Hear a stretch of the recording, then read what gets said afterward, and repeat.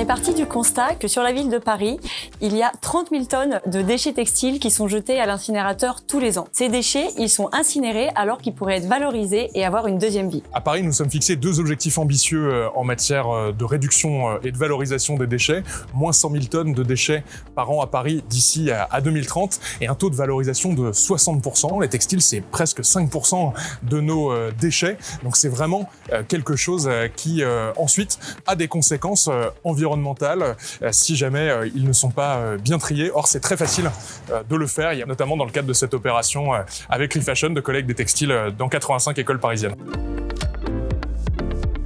Donc, dans le cadre du projet, chaque école est collectée 2 fois par semaine afin que ça n'impacte pas son bon fonctionnement. C'est vraiment un projet qui est clé en main et Refashion intervient au niveau de la collecte et gère aussi les déchets jusqu'à leur traitement final. Le projet consiste à mettre des sacs dans le bac pour pouvoir les recycler. Si on les jette à la poubelle, ça termine dans des décharges au milieu de la nature. Et du coup, c'est bien de les trier et de les réutiliser pour éviter ça.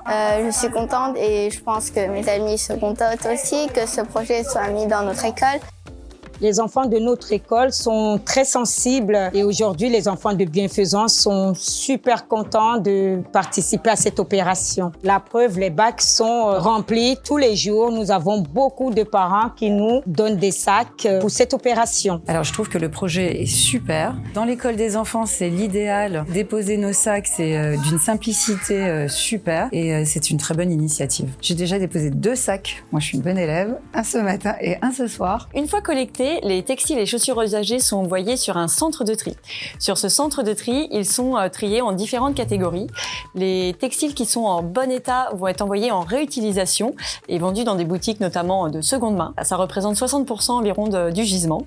Les textiles qui sont en mauvais état vont être orientés dans des filières de recyclage pour être transformés en nouveaux matériaux. Et ça représente environ 1/3 du gisement. Enfin, le reste des textiles sont des déchets textiles et ils sont envoyés en valorisation énergétique. Dans le cadre du projet, on a aussi transmis des kits de sensibilisation à toutes les écoles. Ces kits permettent aux enfants d'apprendre en s'amusant, de découvrir les enjeux de la filière textile et d'acquérir de bons réflexes en matière de réduction, réparation, réemploi et recyclage. Rien ne se jette, tout se